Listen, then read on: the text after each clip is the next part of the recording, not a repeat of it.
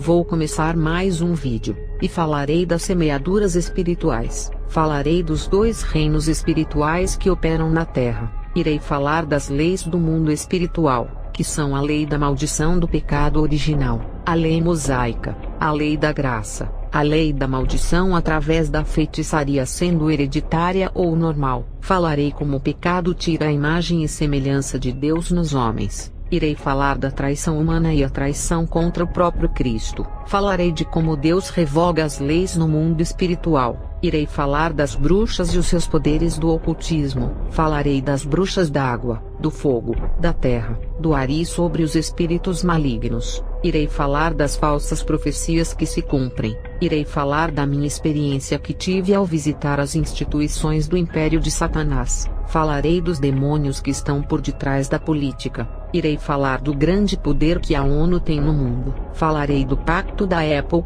Começarei falando das leis das semeaduras espirituais. A lei da semeadura: alguém já plantou uma semente, e viu ela dar muitos frutos quando se tornou uma árvore. No mundo espiritual, o pecado é igual a uma semente que é plantada. Uma pessoa que mata, esquarteja e faz pacto com o diabo se tornou uma das piores pessoas do mundo. De repente essa pessoa se converte. Jesus apaga os seus pecados. O mundo espiritual que enxergava aquela pessoa como uma das piores, passa a ver como uma pessoa pura e justificada. Uma semente dá muitos frutos para o mundo espiritual. Uma pessoa que trabalhou para sustentar a sua família, deu boa educação e ainda ajudava as pessoas em suas necessidades. Essa pessoa morre e foi para o inferno por não aceitar a Jesus, e sofre grandes tormentos, porque essa pessoa está sofrendo tanto. Se era boa, ela plantou uma semente do mal no mundo espiritual. Essa semente é por não se converter,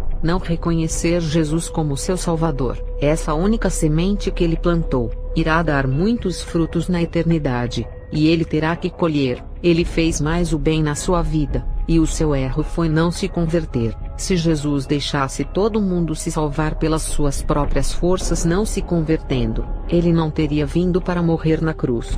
Os seres humanos se exaltariam por praticarem o bem, e cometeriam o pecado por se engrandeceres. O que temos que entender, não é a bondade da pessoa que prevalece se esquecendo de Jesus. A questão é que herdamos a herança genética de Adão, e carregamos o seu sangue de pecado na nossa veia. Precisamos nos converter, para que o sangue de Cristo purifique a natureza de Adão em nós. Não há salvação sem a graça. Temos que nos converter para que a graça nos justifique. Por mais que vivamos uma vida separada do mundo, o mundo espiritual sempre irá achar falha em nós, por causa da herança de Adão. Mas se o sangue de Jesus cobrir essa falha, o mundo espiritual nos enxerga como perfeitos e não encontra falha. A lei da semeadura no mundo espiritual multiplica o castigo. Uma pessoa do coração bom que não faz mal a ninguém, e tem o vício do alcoolismo na qual ele se tornou vítima. Essa pessoa morre, e quando chega no inferno, sofre várias torturas como se fosse o pior assassino. Qual era o pecado desse homem para sofrer grandes torturas?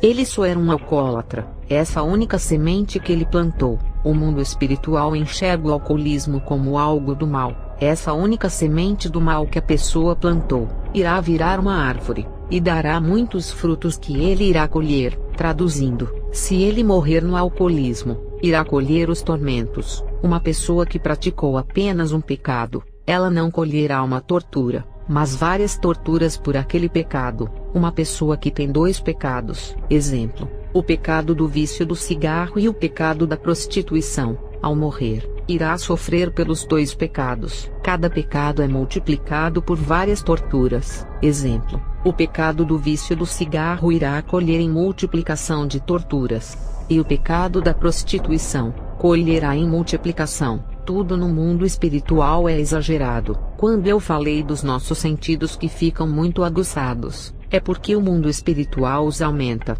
Cada pecado equivale a várias torturas. Então, quanto mais pecados a pessoa tem, mais sofrerá. Exemplo, uma pessoa que cometeu 10 pecados, é só multiplicar cada pecado por 100 torturas. Cada pecado vale 100 tipos de torturas. A pessoa sofrerá 1000 tipos de torturas. Isso sem parar, e por toda a eternidade. No nosso mundo, As leis dos homens não irão dar o castigo justo por uma pessoa que tirou uma vida, o bem mais precioso. No Brasil, a pena para o homicídio é 20 anos. Com o bom comportamento diminui a pena, e a pessoa é livre. Qual é o preço de uma vida para a pessoa ter 20 anos de prisão? Uma vida tem um valor infinito. Primeiro, pelo sangue de Jesus que derramou por ela, e segundo, é a criação mais importante de Deus na terra. Ele criou a sua imagem e semelhança. Passou no jornal, um psicopata estuprou e foi preso, e um ano depois foi solto, e continuou a praticar o ato e até matou. As leis dos homens são brandas, já as leis espirituais, ele irá sofrer por todos os seus pecados porque Deus é justo. Os políticos roubam o dinheiro público, e não são presos por serem poderosos. Têm dinheiro para comprar as suas liberdades. Isso prova que as leis dos homens não são suficientes para punir, mas as leis de Deus sim. A pessoa nasceu e só fez o bem, mas não aceitou a Jesus, morreu e foi para o inferno. Só de não se converter plantou a semente do mal, e irá colher em multiplicação. Deus foi justo, porque a pessoa nasceu debaixo da maldição do pecado e não se converteu. Herdou o pecado de Adão e não quis a justificação desse pecado original. Só de ter a herança genética de Adão, já vai colher os sofrimentos no inferno. E a pessoa que praticou vários tipos de pecado e foi um monstro na terra, terá a mesma medida de sofrimento de uma pessoa boa que foi para o inferno por não aceitar a Jesus. Foi igualmente eu disse, cada pecado que a pessoa comete, irá pagar por cada um deles. Quanto mais pecado cometer, mais sofrimento terá no inferno. É a lei da semeadura espiritual. Quanto mais semente se planta, mais árvores vai ter. Quanto mais árvores, mais frutos a colher. O ladrão na cruz que se arrependeu dos seus pecados nos seus últimos momentos, o que ele fez de especial para herdar o céu, só dele aceitar a graça que foi oferecida ao mundo inteiro, ele já herdou ao céu, e recebeu essa herança só por aceitar. Imagina quem fez mais coisas para Deus, vive orando, ganhando almas, praticando a caridade e zelando pela obra. Esses receberão muito mais galardão do que o ladrão da cruz. Se o crente vive orando, ele plantou a semente da oração, e no mundo espiritual, essa semente se multiplica em muitos frutos que ele irá colher, mas não na terra, e sim na eternidade. Aqui na terra ninguém irá lhe dar um Oscar por viver orando. O homem nem irá recompensar você por tudo o que faz por ele. Uma semente de oração se multiplica em vários frutos que receberá na eternidade, que são os seus prêmios. Como o mundo espiritual é exagerado, primeiro dá uma herança celestial para o ladrão só porque se arrependeu, e para quem vive orando, além de ter essa herança celestial que é a sua moradia, ainda receberá muitos prêmios por orar a Deus. E aquele que vive a vida orando, além de plantar a semente da oração, ainda prega o evangelho ganhando almas. Além de plantar a semente da oração, está plantando a semente do evangelismo. Por cada semente plantada irá colher. Nada é de graça no mundo espiritual, nada é em vão.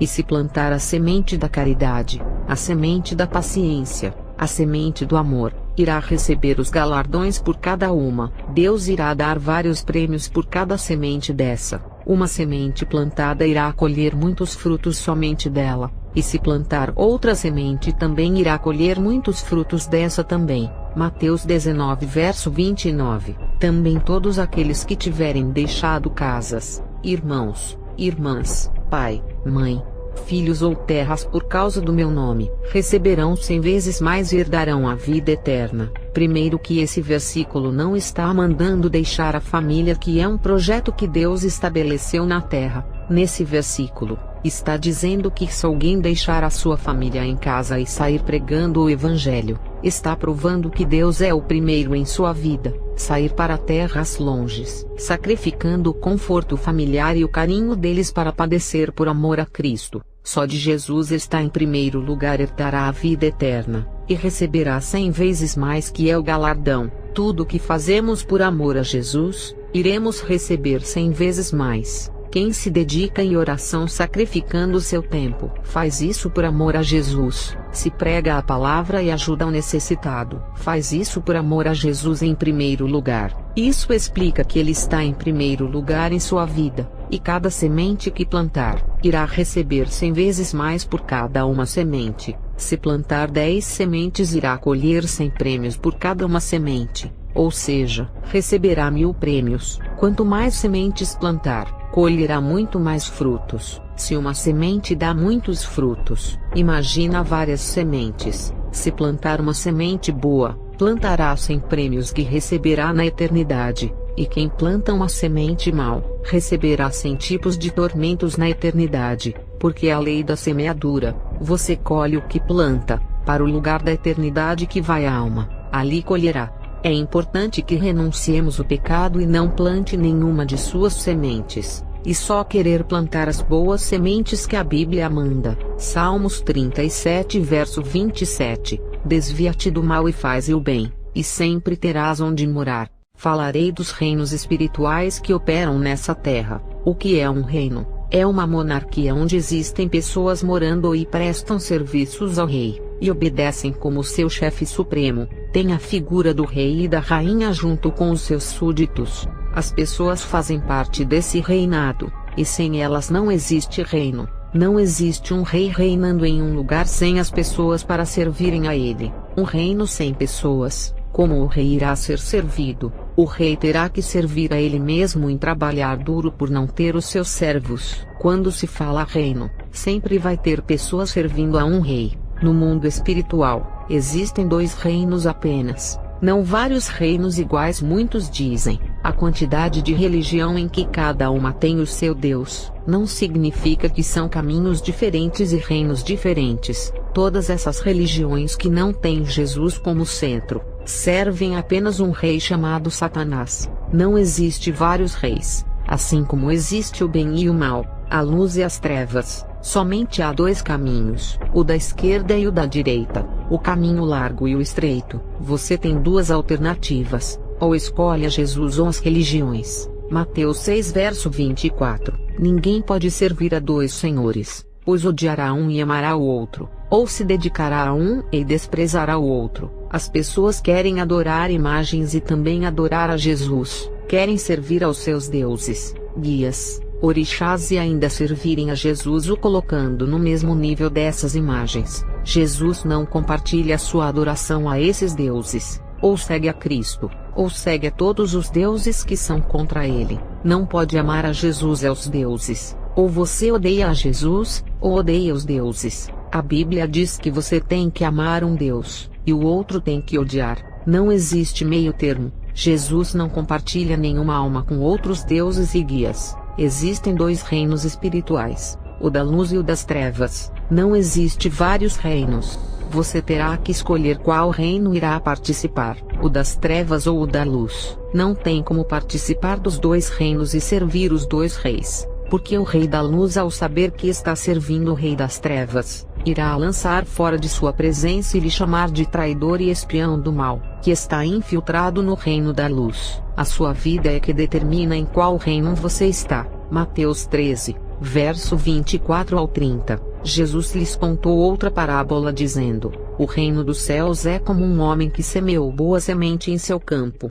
mas enquanto todos dormiam, veio o seu inimigo e semeou o joio no meio do trigo e se foi. Quando o trigo brotou e formou espigas, o joio também apareceu. Os servos do dono do campo dirigiram-se a ele e disseram: o senhor não semeou boa semente em seu campo. Então, de onde veio o joio? Um inimigo fez isso, respondeu ele. Os servos lhe perguntaram: o senhor quer que vamos tirá-lo? Ele respondeu: não, porque ao tirar o joio, vocês poderão arrancar com ele o trigo. Deixem que cresçam juntos até a colheita. Então direi aos encarregados da colheita: juntem primeiro o joio e amarrem-no em feixes para ser queimado. Depois juntem o trigo e guardem-no no meu celeiro. O reino dos céus é semelhante ao homem que semeou a boa semente ao campo, e essa semente semeada nos corações das pessoas, irá transformar em cidadãos do céu que formará o reino. É o que o versículo fala, que o reino dos céus é semelhante a essas boas semeaduras que formará esses cidadãos. Quem aceita essa semente boa, já faz parte do céu, e assim o reino de Jesus é formado na terra. Todas as pessoas que receberam essa semente, agora fazem parte do reino dos céus. Tem pastores que falam: o reino de Jesus é o céu, não essa terra. Eu digo, se nessa terra não tivesse a igreja, Satanás já tinha controlado a terra, e Deus já tinha destruído esse mundo por não ter a igreja. A oração da igreja tem evitado muitas coisas nesse mundo. Não que a igreja vá evitar a destruição na terra, porque é bíblico que o Apocalipse venha se cumprir, mas a igreja tem adiado os planos de Satanás em controlar o mundo inteiro. O pastor disse que o reino de Cristo é só no céu. Então por que em Efésios fala da batalha espiritual, se não existem reinos? Não pode existir a batalha espiritual, porque na Bíblia sempre houve guerra dos reinos, como a guerra da Babilônia contra os reinos que dominaram, como a guerra dos persas e dos gregos. Qual é o objetivo dessa guerra? As guerras significavam controle de territórios, e governar as nações conquistadas e aumentar o império. Assim foi com Alexandre Magno, que conquistou grande parte do mundo, e expandiu o seu reinado. Até na política é assim, mas a guerra é ideológica. Quem é que convence mais o povo e ganhar o voto? No tráfico também é guerra para controlar as favelas, e as grandes empresas também guerreiam entre elas para ganharem os clientes. Exemplo, a Volkswagen contra a Chevrolet, o mercado Carrefour contra o Pão de Açúcar. Todas as guerras são para ganhar os clientes, e a guerra espiritual é para ver quem ganha mais almas. Aqueles que perderem essa guerra, já perdeu a sua alma para o diabo. Tem crentes que desistem de Deus por causa das provas. Já perdeu a guerra e entregou a sua alma. E outros deixam a Jesus por causa dos prazeres do mundo. Também já entregaram a sua vida. Esse é o verdadeiro sentido de uma batalha espiritual. Em uma guerra alguém perde e o outro ganha. E o prêmio de valor que está em jogo nessa guerra é a nossa alma. E desde o início, quando a serpente fez Adão se rebelar contra Deus, ali Satanás pensou assim: com o pecado, Deus não irá querer a sua criação que tanto ama, irá entregar em minhas mãos. Se existe a batalha espiritual, é claro que existe dois reinos que lutam no mundo espiritual. Se o reino de Cristo não estivesse na terra, não existiria conversão. Ninguém seria resgatado das garras de Satanás, e Jesus não teria derramado seu sangue para nos salvar. O próprio Jesus teve a sua batalha espiritual. Satanás apareceu no deserto, e tentou convencer a ele de desistir da salvação da humanidade. E essa guerra espiritual de Jesus foi transferido para os apóstolos e a igreja, que enfrentam até os dias de hoje. A batalha espiritual existe desde o início do mundo. Quando Satanás se rebelou, ele foi lançado para a terra, e o reino das trevas se formou contra o reino da luz. Satanás, controlando o reino das trevas, declarou guerra ao reino da luz de Deus e aos seus anjos. Satanás declarou guerra contra a criação de Deus, para destruírem e enganarem, colocando para trilharem em caminhos tortuosos.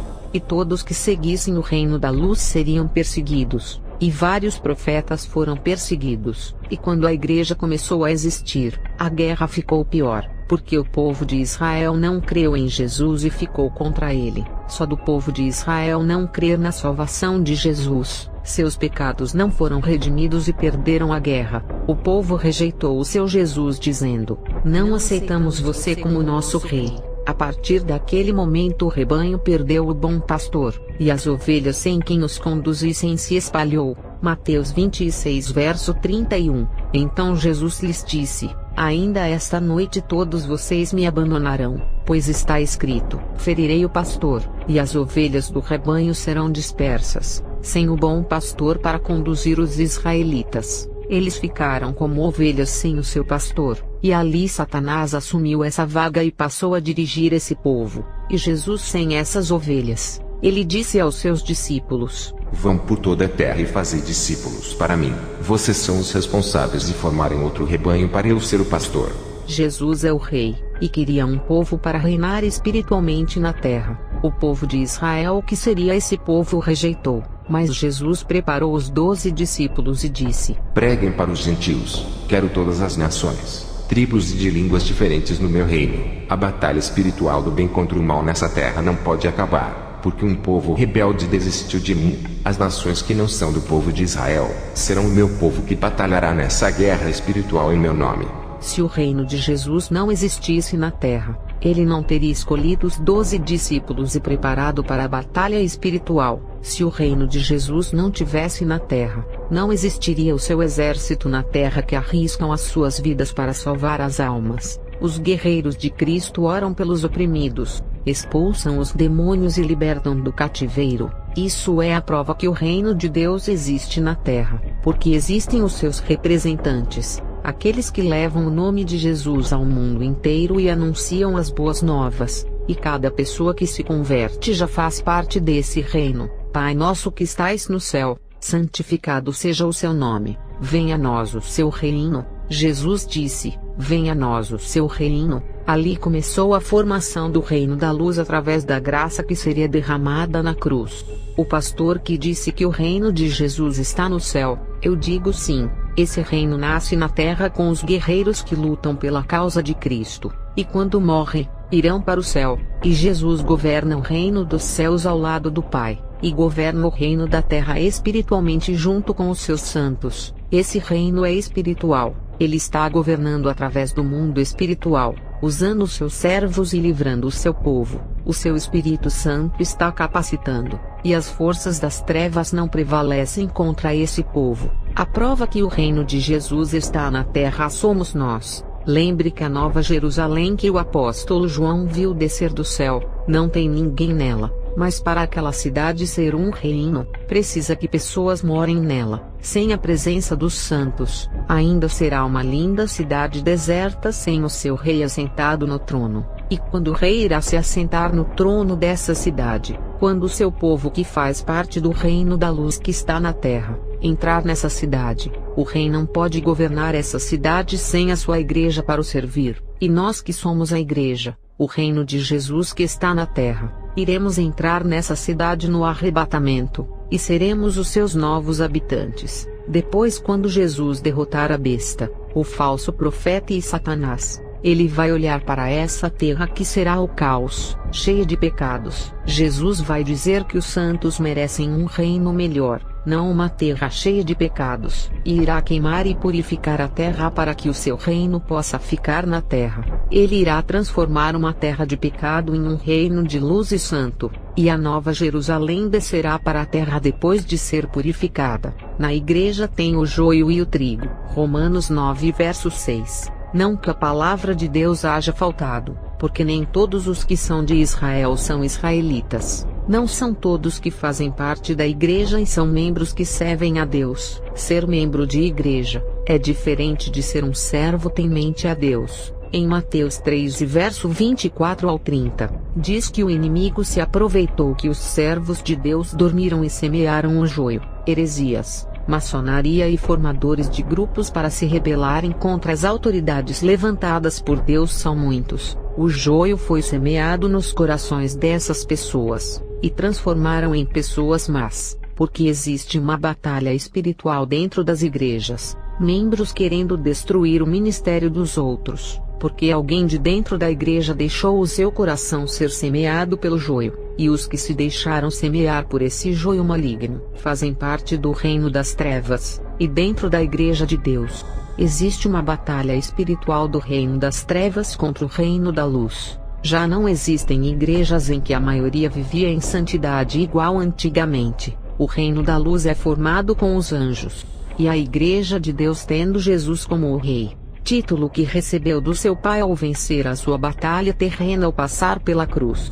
O reino das trevas é composto de demônios, feiticeiros, bruxas, líderes de religiões que não servem a Jesus. Todos os povos que seguem as religiões pagãs também fazem parte desse reino sombrio, onde Satanás é o seu rei, e todas as pessoas do mundo que ainda não aceitaram a Jesus fazem parte desse reino. E teve uma mulher que me disse: eu não sigo nenhuma religião, como faço parte desse reino? Satanás não é o meu rei não, Deus me livre. Eu disse a ela: Só de você viver uma vida de pecado bebendo bebidas alcoólicas e dançando, já faz parte desse reino. Não precisa matar, roubar, só de praticar os prazeres desse mundo, já está fazendo parte desse reino. E mesmo que fosse uma pessoa boa, não bebesse bebidas alcoólicas, não participasse de festas e não fizesse mal a ninguém. Eu conheço jovens que não saem de casa e só estudam, e não dão trabalho aos seus pais se comportando bem,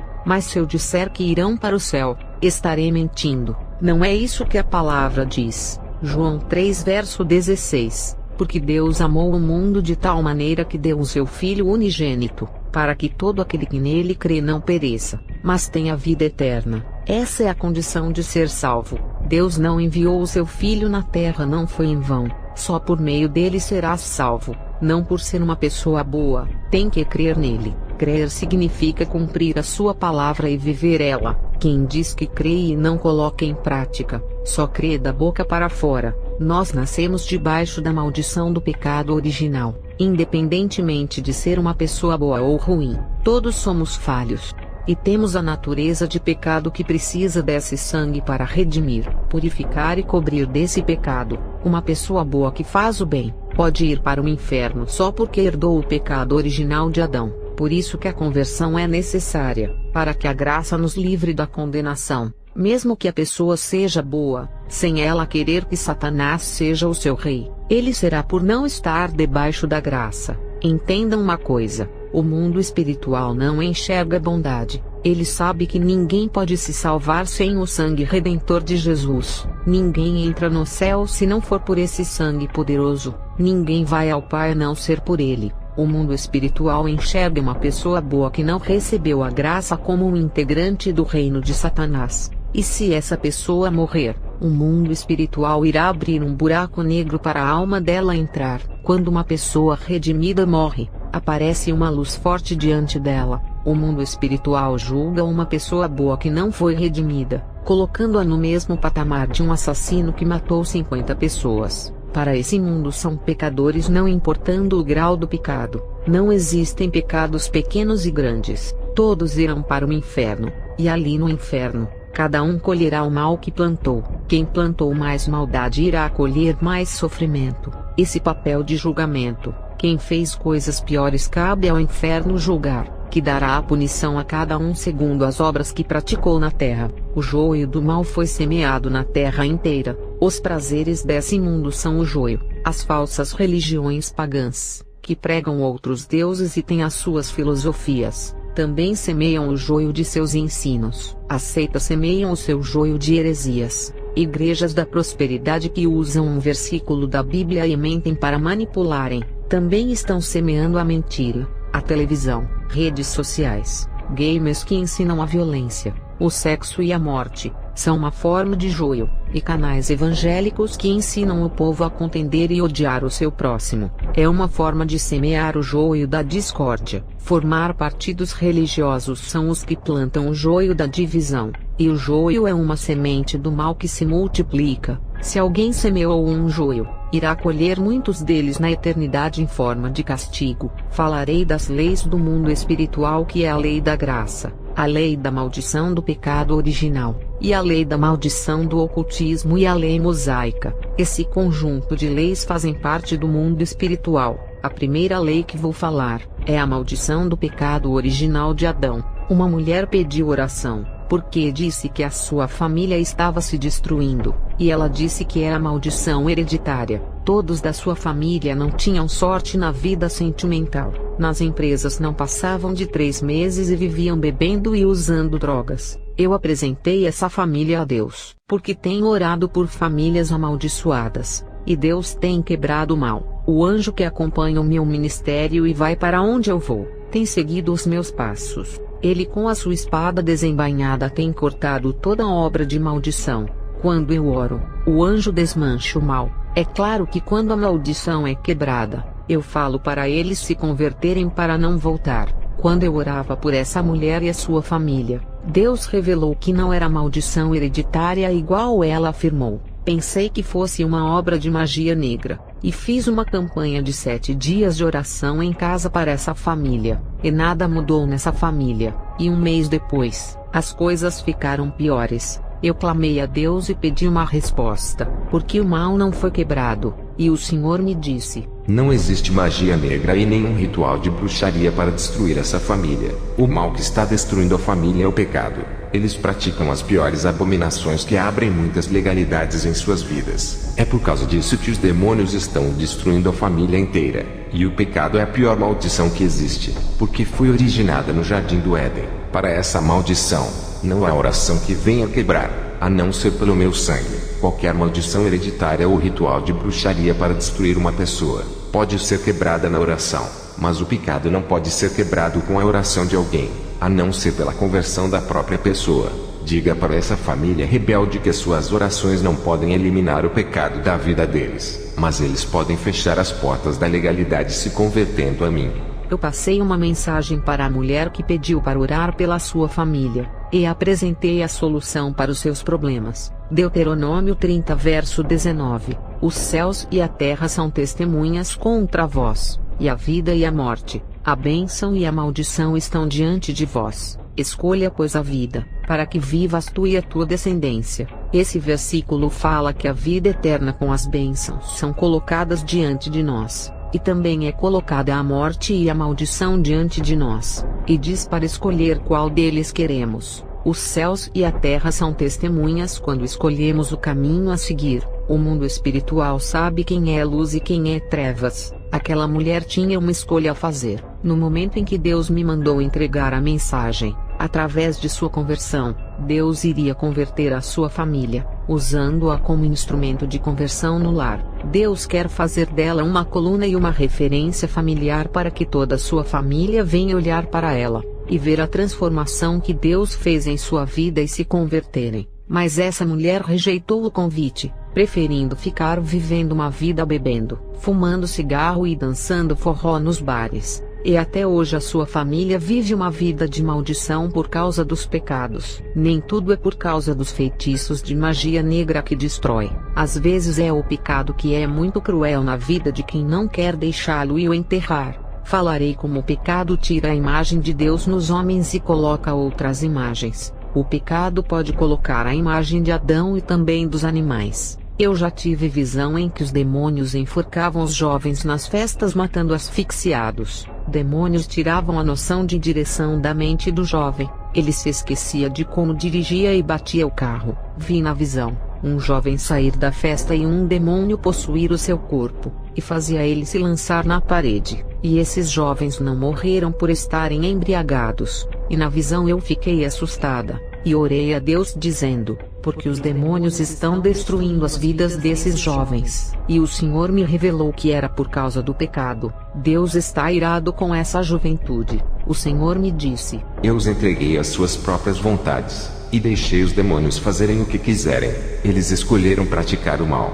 Romanos 1, verso 21 ao 24. E trocaram a glória do Deus imortal por imagens feitas segundo a semelhança do homem mortal, bem como de pássaros, quadrúpedes e répteis, a imagem de Deus imortal, eles trocaram pela imagem do homem mortal. Significa que eles trocaram a imagem de Jesus, que é a graça da salvação, pela imagem do antigo Adão, que simboliza o velho homem, o pecado original e a rebeldia, e também trocaram a imagem de Deus pelas imagens de pássaros, quadrúpedes e répteis. Os estudiosos irão falar: esse versículo está falando das imagens de esculturas. Eu sei, mas estou passando uma revelação espiritual. Ninguém nos dias de hoje adoram imagens de pássaros, quadrúpedes e répteis. Estamos na modernidade. A adoração nos dias de hoje é diferente. A revelação espiritual é que eles trocaram a imagem do homem imortal, que é Cristo,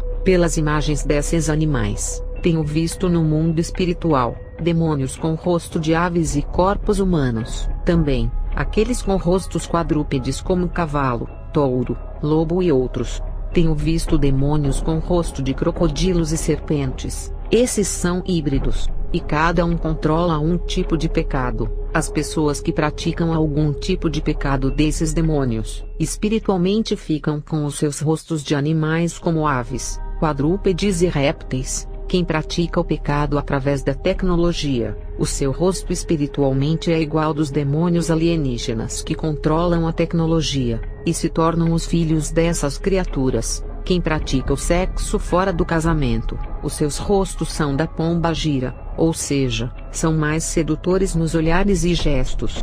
E ainda aprendem tudo com a sua líder. No mundo espiritual é assim: praticou o pecado daquele demônio, aprendeu com ele, então se tornou um filho que herdou o rosto dele e as suas características, porque o filho sempre irá ter o rosto do pai. 1 João 3 verso 10. Nisto são manifestos os filhos de Deus e os filhos do diabo. Qualquer que não pratica a justiça e não ama seu irmão, não é de Deus. Interpretarei esse versículo: os filhos herdam os rostos dos seus pais e ficam parecidos com eles em suas obras. Os filhos de Deus praticam a justiça, que é viver a palavra. A justiça justifica os crentes e os deixam justos. A palavra justo, justiça e justificar têm o mesmo sentido. Os filhos do diabo não praticam a justiça, que significa não viver a palavra, e se não viver a palavra, não podem ser justificados por ela. Sem viver a palavra não pode ser justo. Os filhos do diabo não amam o seu irmão, por isso não são de Deus. É o que está dizendo em 1 João 3 verso 10. Se não ama a imagem de Deus criada na terra, que é o seu próximo, como pode ser de Deus se odeia a imagem dele? Quando era bruxa, eu vi um demônio híbrido, parte homem e parte pantera. O seu corpo era de homem, mas o coração não era humano. Seu coração era de fera, e queria despedaçar as pessoas com as suas garras. Crentes que odeiam o seu irmão, já herdaram o coração de animal como o desse demônio, desejando o mal do seu irmão. Pelo que eu saiba, quem odeia a humanidade por serem a imagem de Deus é o diabo. Quero deixar um conselho: se apartam da aparência do mal, fujam das guerras virtuais do YouTube para evitarem os escândalos. Quem denigre e persegue um homem de Deus, está denigrindo a imagem de Jesus e perseguindo. Atos 9 verso 13 e 4. E indo no caminho, aconteceu que, chegando perto de Damasco, subitamente o cercou um resplendor de luz do céu, e caindo em terra, ouviu uma voz que lhe dizia: Saulo, Saulo, por que me persegues? Se alguém lhe falar um segredo, não espalhe. Coloque o segredo daquela pessoa no caixão e enterra para sempre. Nunca comente com ninguém para evitar os escândalos. Voltando a falar dos filhos de Deus e do diabo, no mundo espiritual, os que servem a Deus têm as imagens de Jesus em seus rostos. Olha os rostos dos anjos, que são tão santos que resplandecem. Olha os rostos dos homens de Deus, que reluz a santidade e parecem com os rostos de anjos.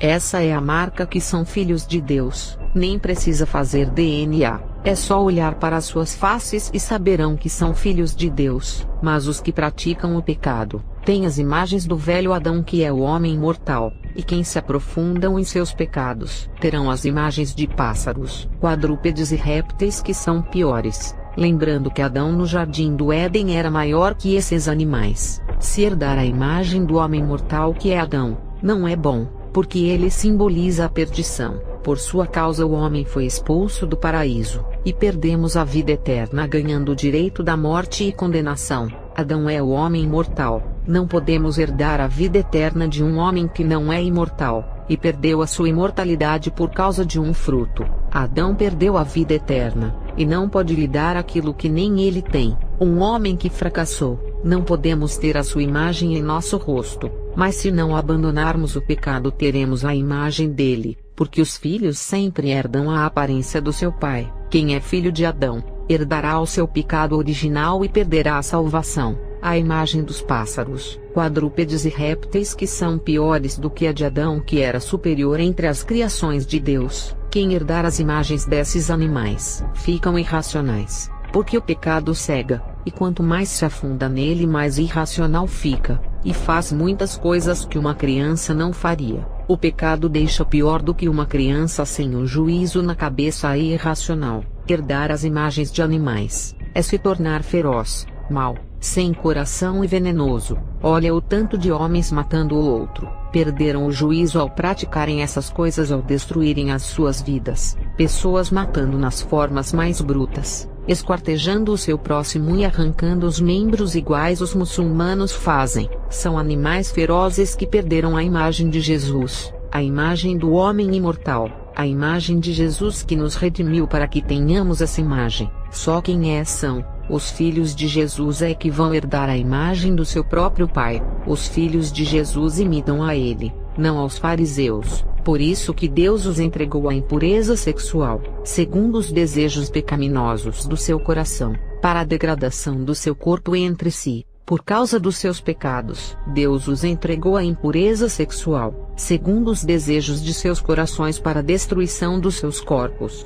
Quando orei a Deus perguntando por que os demônios estavam matando os jovens, Deus me revelou que entregou essa geração de jovens rebeldes aos seus pecados, deixando-os ao domínio dos demônios. No verso 25 de Romanos 1, trocaram a verdade de Deus pela mentira, e adoraram e serviram a coisas e seres criados em lugar do Criador, que é bendito para sempre. Eles trocaram o caminho da verdade pelo caminho da mentira, e escolheram a servirem as coisas desse mundo, que são os prazeres, e também a servir os seres criados, que são os demônios. Não esqueça que eles foram os anjos que Deus criou e expulsou do céu. No verso 26, por causa disso Deus os entregou a paixões vergonhosas. Até suas mulheres trocaram suas relações sexuais naturais por outras contrárias à natureza. É o que tem nesses bailes funk e outros lugares de festas com ritmos diferentes. É mulher com mulher, tudo ao contrário da natureza que Deus criou, e todas as práticas de sexo contrário à natureza, que são sexo anal, oral, orgias e surubas, tudo ao contrário à natureza. No verso 27, da mesma forma, os homens também abandonaram as relações naturais com as mulheres, e se inflamaram de paixão uns pelos outros. Começaram a cometer atos indecentes, homens com homens, e receberam em si mesmos o castigo merecido pela sua perversão. Fala de homem com homem nessas festas de bebedeira, é o que mais se encontra. No verso 28, além do mais, visto que desprezaram o conhecimento de Deus, ele os entregou a uma disposição mental reprovável para praticarem o que não deviam. Essas pessoas que hoje estão nesses bailes de prostituição, um dia já foram na igreja e desprezaram em conhecer a verdade. A palavra entrou no ouvido direito e saiu pelo esquerdo. Esses se entregaram a uma disposição mental reprovável, que significa que se entregaram ao controle de uma mente cheia de imoralidade, cheia de fantasia decorada pelo pecado, uma mente doente espiritualmente, que é estar distante de ser a mente de Cristo, e através dessa mente irão praticar o que não deve, aquilo que não agrada a Deus. Esses que já ouviram a palavra e não quiseram seguir, os seus dias são abreviados a cada pecado que praticam. O mundo espiritual está tirando os anos que poderiam viver mais pela frente, e a morte se aproxima. Junto com o pecado vêm as enfermidades. Se o salário do pecado é a morte, ele mesmo traz as enfermidades para ceifar as vidas e levar ao inferno. O pecado condena. Não se esqueça, a punição pelos atos de infração irá vir. O pecado que se multiplicou hoje, começou lá atrás através da legalidade de Adão. O princípio da legalidade surgiu com o fruto do bem e do mal, que apresentou dois caminhos para o homem escolher, e através de sua consciência do certo e do errado, e mesmo os homens escolhendo serem retos, eles não tinham nenhum escrito divino para os orientar. Estou me referindo aos escritos da lei mosaica, porque segundo os estudiosos, Enoque escreveu as suas revelações e Melquisedeque também, mas são escrituras de revelações, mais escritura de lei para combater o pecado. A lei mosaica foi a primeira, e sem uma lei para colocar freio no pecado, alguns homens de Deus cometeram pecados pela falta de conhecimento. É o caso de Noé, que amaldiçoou o seu próprio filho. Abraão, o pai da fé, mentiu para o rei do Egito dizendo que Sara não era sua esposa, e Jacó enganou o seu próprio pai, e passou para trás o seu irmão, por não ter uma escrita de leis que combate o pecado na época dos patriarcas. Deus começou a se revelar através dos sonhos, visões, fogo, terremoto, água, e a sua voz ecoava do céu. Deus falava face a face com alguns patriarcas que caminhavam reto diante dele. Falarei sobre a maldição hereditária ou normal lançada através da feitiçaria. Tem pessoas que, ao colocarem em sua empresa, traz tanta maldição com ele que a própria pessoa que o ajudou por ter misericórdia termina saindo. Isso aconteceu com um amigo do meu filho que também é um cristão. Falarei da lei da maldição. Existem duas leis da maldição: aquela que a pessoa foi atacada por feitiço, e também a maldição porque a pessoa não é convertida. Talvez a pessoa não foi enfeitiçada, mas não se converteu e está debaixo da lei do pecado original de Adão, que também é uma maldição que condena a pessoa ao inferno, e além da pessoa carregar essa maldição, ainda é atacada por feitiços e se torna 2 vezes maldita. Se o crente não viver a palavra, ficará debaixo da lei da maldição do pecado de Adão, e ainda pode ser atacado por feitiços e ficar pior. O rapaz amigo do meu filho viu um rapaz mendigando na rua pedindo dinheiro, e conseguiu colocar o rapaz na empresa onde trabalha, e o amigo do meu filho com 1 semana ficou desanimado com o trabalho e saiu da empresa. Eu orei por esse jovem para tentar entender como uma pessoa faz caridade a outra pessoa, e ao invés de ser abençoado ainda mais em seu trabalho subindo de cargo, preferiu sair sem a empresa mandá-lo embora. E Deus me revelou que esse ex-morador de rua foi feito um ritual para ele ficar na miséria. Ele tinha tudo como casa, carro, esposa e filhos, e o feitiço o fez abandonar a sua casa e viver morando na rua pedindo esmola. E esse jovem, ao ajudar, ele interferiu no feitiço de magia, e os demônios se voltaram contra ele e o atacaram com dardos de desânimo. Esse rapaz não era de oração e não tinha as armaduras de Deus. Ele foi bombardeado e saiu da empresa. E o rapaz que entrou na empresa, todo mundo pensou que iria se levantar financeiramente e ter tudo de volta.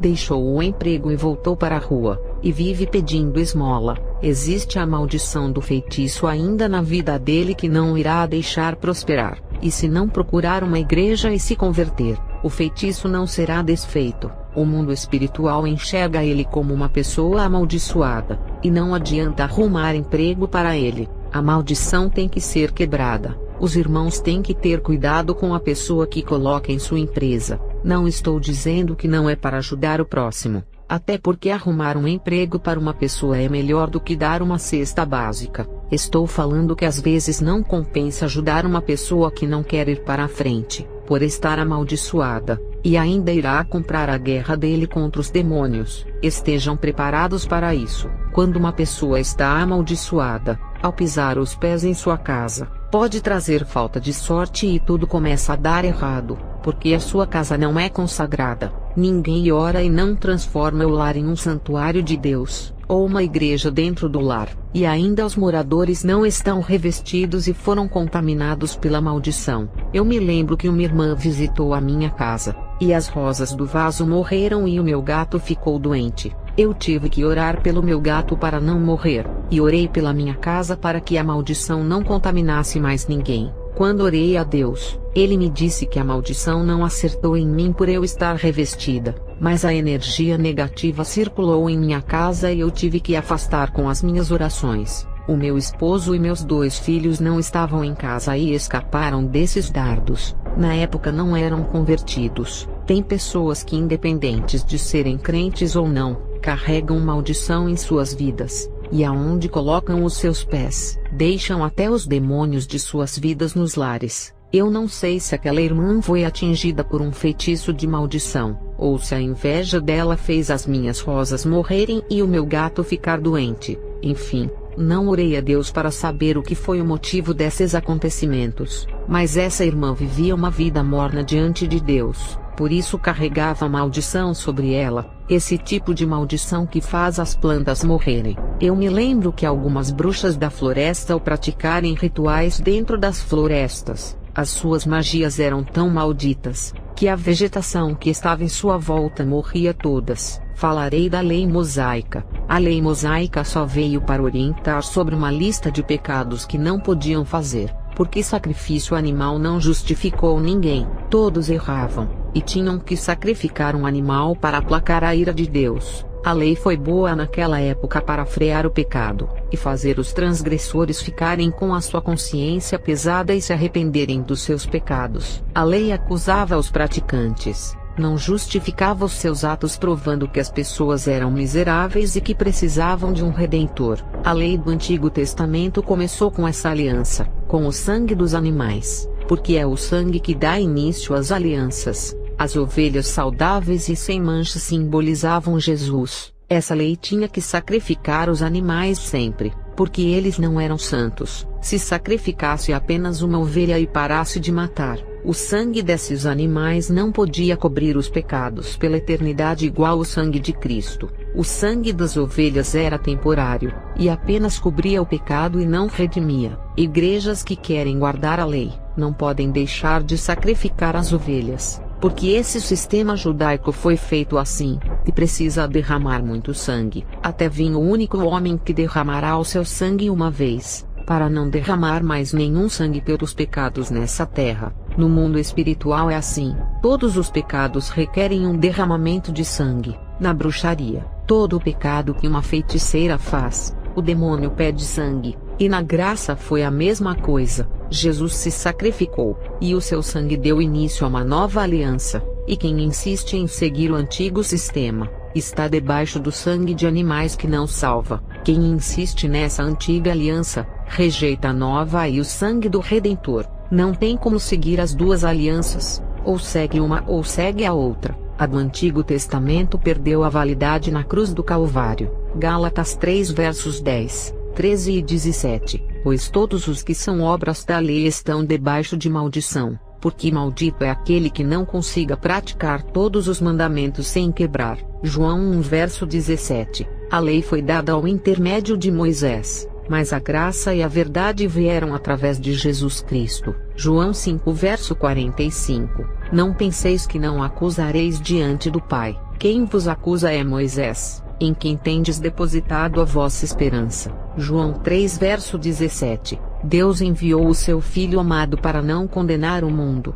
mas que o mundo fosse salvo por meio dele. A lei leva o mundo ao juízo, por apontar as transgressões do povo, enquanto Jesus veio para salvar, e não para condenar. O homem é quem escolhe o seu caminho. Romanos 3, verso 19 e 20. Ora, sabemos que tudo o que fala a lei, é para quem está sob o domínio dela, fazendo esses se calarem, condenando o povo deixando ao juízo de Deus. João 12 verso 47. Se alguém ouvir as minhas palavras e não obedecer a elas, eu não julgo, porque vim para salvar.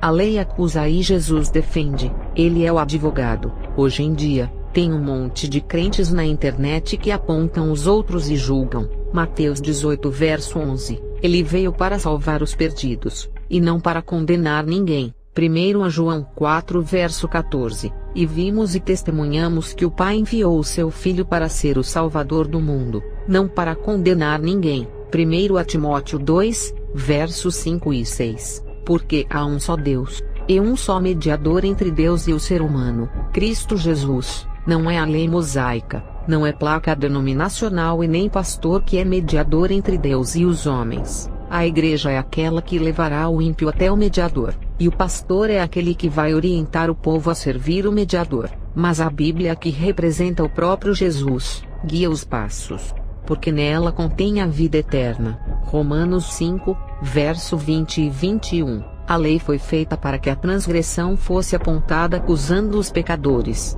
mas a graça foi maior do que as acusações da lei. Quem faz o papel da lei em acusar são os crentes de Satanás. Leia Apocalipse 12 verso 10. Fala que Satanás acusa os crentes, e no livro de Jó 2 verso 5, o próprio Jó é acusado por Satanás. E a internet está cheia de crentes imitando essas obras malignas e julgando os outros. 1 João 2 verso 1. Fala que Jesus é o nosso advogado que defende a nossa vida dos acusadores. Falarei da lei da graça, que também é chamada de lei do amor. Deus cria leis e desfaz as leis. Ele é o criador do universo. Ele criou a lei mosaica do Antigo Testamento e depois invalidou essa lei, e criou a lei cristocêntrica do Novo Testamento. Jesus desfez a antiga aliança através do seu corpo, ao oferecer como uma ovelha pura o sacrifício de redenção. uma nova lei entrou no mundo com apenas 2 mandamentos. Marcos 12 verso 29 ao 31. E Jesus respondeu-lhe: o primeiro de todos os mandamentos é: ouve Israel, o Senhor nosso Deus é o único Senhor. Amarás pois ao Senhor teu Deus de todo o teu coração, e de toda a tua alma, e de todo o teu entendimento, e de todas as tuas forças. Este é o primeiro mandamento. E o segundo semelhante a este é: amarás o teu próximo como a ti mesmo. Não há outro mandamento maior do que estes. Quem ama a Deus não peca. Quem ama a Deus renuncia ao mundo. Quem ama a Deus não o deixa pelo mundo. Quem ama a Deus irá se separar das coisas que ele faz pecar, e afasta o Espírito Santo de você. Uma mulher, quando ama o seu marido, não o deixa por nada desse mundo. Assim é a igreja. Quem ama o próximo, não deseja que ele vá para o inferno, então irá pregar o evangelho para ele. Quem ama o próximo não irá ensinar o evangelho da prosperidade que não salva, porque deseja ver a sua alma no céu. Quem ama o próximo quer o seu bem, e não ensinará as doutrinas das seitas. Quem ama o próximo, ao ver ele fraco na fé, não irá criticar, mas irá orar para que se fortaleça na fé e se levante. Amar ao próximo é amar o vizinho que lhe odeia. Amar ao próximo é amar a sua família mesmo lhe criticando. Amar ao próximo é amar o traficante, amar a sua filha que se tornou uma prostituta. Amar ao próximo é amar os seus filhos, mesmo eles sendo uma decepção aos pais se destruindo nos vícios. Amar ao próximo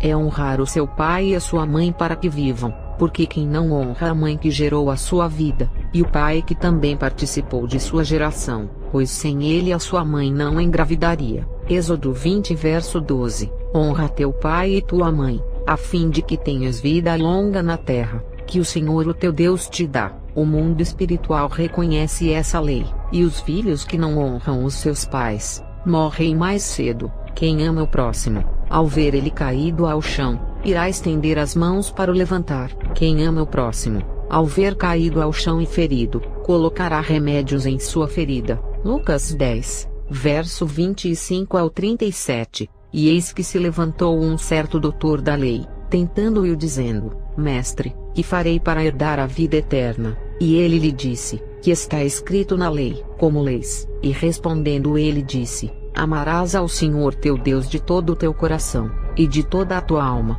e de todas as tuas forças, e de todo o teu entendimento, e ao teu próximo como a ti mesmo. E disse-lhe: Respondeste bem, faze isso e viverás. Ele, porém, querendo justificar-se a si mesmo, disse a Jesus: E quem é o meu próximo? E respondendo Jesus disse: Descia um homem de Jerusalém para Jericó, e caiu nas mãos dos salteadores, os quais o despojaram, e espancando-o, se retiraram, deixando-o meio morto. E ocasionalmente descia pelo mesmo caminho certo sacerdote, e vendo-o, passou de largo, e de igual modo também um levita, chegando àquele lugar, e vendo-o, passou de largo. Mas um samaritano que ia de viagem, chegou ao pé dele, e vendo-o, moveu-se de íntima compaixão, e aproximando-se, atou-lhe as feridas, deitando-lhes azeite e vinho, e pondo-o sobre o seu animal, levou-o para uma estalagem e cuidou dele. E partindo no outro dia, tirou 2 dinheiros,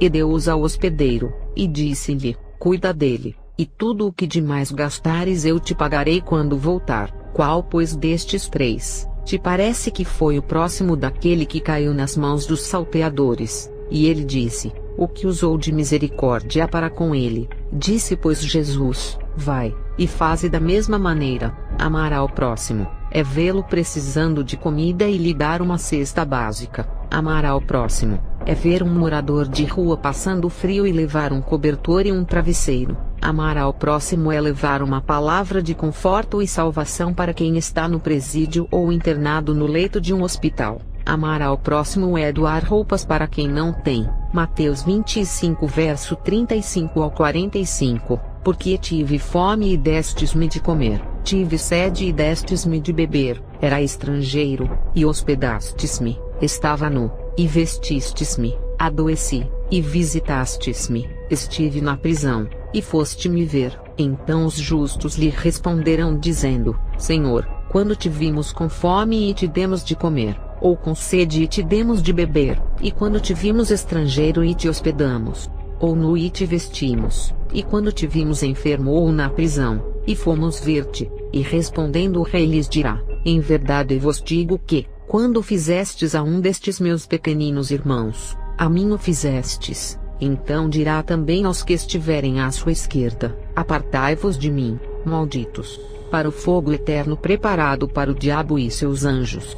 Porque tive fome e não me destes de comer, tive sede e não me destes de beber, sendo estrangeiro não me recolhestes, estando nu não me vestistes, e enfermo e na prisão não me visitastes. Então eles também lhe responderão dizendo: Senhor, quando te vimos com fome, ou com sede, ou estrangeiro, ou nu, ou enfermo, ou na prisão, e não te servimos? Então lhes responderá dizendo: em verdade vos digo que, quando a um destes pequeninos o não fizestes, não o fizestes a mim. Amar a Deus e ao próximo como a ti mesmo é a graça, porque Jesus se entregou na cruz por amor. A graça que não nos deixará perecer no inferno é um ato de amor. Esse foi os 2 mandamentos que Jesus aprovou da antiga aliança. Não adianta fazer igual a essas seitas, que lhe obriga a observar os 10 mandamentos e um monte de coisas. Jesus simplificou isso e disse: o amor, isso já é o suficiente para se salvar. Sem o amor a Deus não se salvará. Sem o amor ao próximo não se salvará. A graça é amor. Jesus nos amou primeiro. E por que não podemos amar quem nos ofendeu? Jesus amou até o fim um povo que lhe odiou e que mandou crucificá-lo, e mesmo assim ofereceu a salvação. E quem somos nós para não perdoar ninguém, se o homem que não cometeu nenhum pecado e tinha todo o direito de amaldiçoar aquele povo e não fez? Mateus 26 verso 20 ao 29. Ao anoitecer, Jesus estava reclinado à mesa com os 12. E enquanto estavam comendo ele disse: digo-lhes que certamente um de vocês me trairá. Eles ficaram muito tristes, e começaram a dizer-lhe um após outro: com certeza não sou eu, Senhor. Afirmou Jesus: aquele que comeu comigo do mesmo prato há de me trair. O Filho do Homem vai, como está escrito a seu respeito. Mas ai daquele que trai o Filho do Homem, melhor lhe seria não haver nascido. Então Judas, que haveria de traí-lo, disse: com certeza não sou eu, mestre. Jesus afirmou: sim, é você. Enquanto comiam, Jesus tomou o pão, deu graças, partiu-o, e o deu aos seus discípulos dizendo: tomem e comam, isto é o meu corpo. Em seguida tomou o cálice, deu graças e o ofereceu aos discípulos dizendo: bebam dele todos vocês, isto é o meu sangue da aliança que é derramado em favor de muitos para perdão de pecados.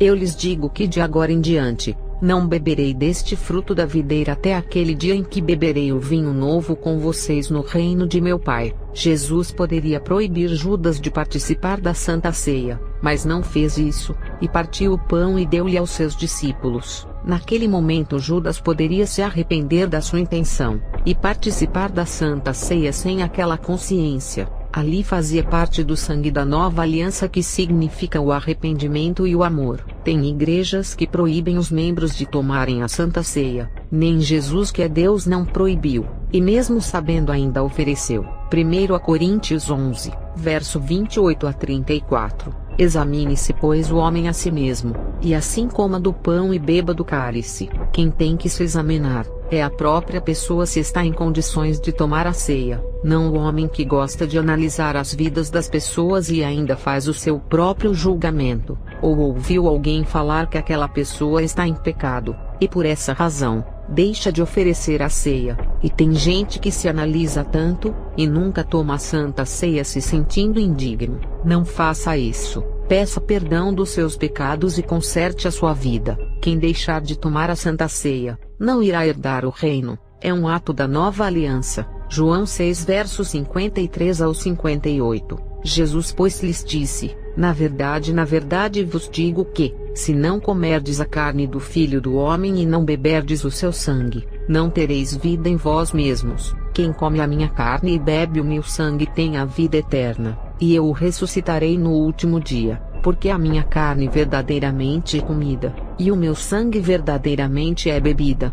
Quem come a minha carne e bebe o meu sangue permanece em mim, e eu nele, assim como o Pai que vive me enviou, e eu vivo pelo Pai. Assim quem de mim se alimenta, também viverá por mim. Este é o pão que desceu do céu, não é o caso de vossos pais, que comeram o maná e morreram. Quem comer este pão viverá para sempre. Jesus não menosprezou Judas ali, no momento daquela ceia. Isso é um ato de amor, não fazer acepção de pessoas, só porque ele é um traidor. Jesus não expulsou Judas por saber que ele iria o trair, e poderia falar mal e amaldiçoar, e desejar que fosse para o inferno, mas não o fez. Jesus amou o seu próximo, da mesma forma que sentimos amor por nós mesmos e não queremos destruir as nossas vidas. Temos que ter esse mesmo sentimento ao próximo. Amai o vosso próximo como a ti mesmo. Amar como a ti mesmo. Você ama a sua vida e quer o melhor para você, e não quer nada de ruim lhe aconteça. Assim desejará para seu próximo tudo de bom, e que nada de ruim aconteça. Amar como a ti mesmo, e torcer para que o seu próximo venha vencer na vida, igual você venceu. Muitos crentes recebem bênçãos. Deus lhe ajuda a comprar carro e casa, mas esses crentes não querem que Deus faça na vida de outros irmãos, e ficam torcendo para que os irmãos não saiam da prova. E quando o irmão sai da prova e começa a conquistar as coisas na terra, e ser abençoado da mesma maneira que Deus abençoou o outro irmão, aquele irmão que foi abençoado fica com dor de cotovelo, e fica incomodado porque o irmão conseguiu. Isso se chama egoísmo, e não faz parte do amor ao próximo. Tem pastores que são tão usados pelos dons, e quando um simples membro começa a ser usado da mesma maneira, o pastor fica incomodado e começa a rivalizar com o membro, e tenta barrar o ministério do irmão deixando-o no banco, e não dá oportunidade para ele pregar. O Espírito Santo usa quem ele quer, desde o pastor até o simples porteiro que ninguém dá nada por ele. Se o irmão, por mais simples que seja, é usado tremendamente, é porque ele se preparou para isso em oração.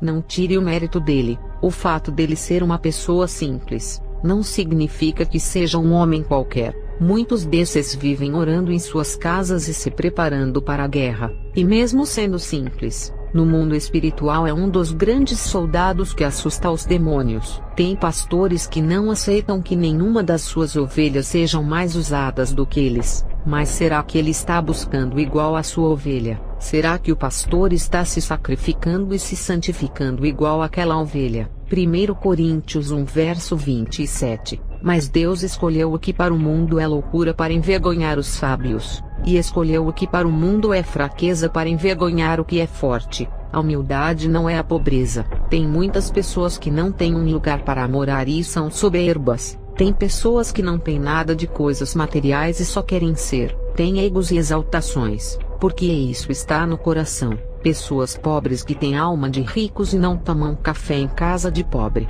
e até nojo tem. Eu já conheci pessoas ricas, donos de empresas que são humildes e nunca se desfizeram de mim e do meu esposo por sermos pobres. A humildade não é pobreza, é um estado de espírito, a simplicidade que vem do coração. Seja simples igual uma pomba, não desfaça de ninguém. Na igreja está cheio de crentes que ficam desfazendo do irmão, só porque se veste com roupas velhas, mas não compra um par de roupas novas, ou pedir para os irmãos fazerem uma vaquinha para arrecadarem dinheiro, para comprarem alimentação e roupas que é essencial. Na igreja, os crentes se desfazem daquele irmão só porque não tem cargo na igreja e não dá nada. Talvez aquele irmão é um profeta por buscar a Deus em casa. A igreja não dá cargo, porque eles têm os homens que escolhem segundo os seus critérios de quem dá mais ofertas, e aqueles que têm o maior dízimo. Esses são considerados grandes por terem os maiores cargos. O mundo espiritual não os enxerga como grandes. Eles compraram esses cargos na igreja pelo dinheiro.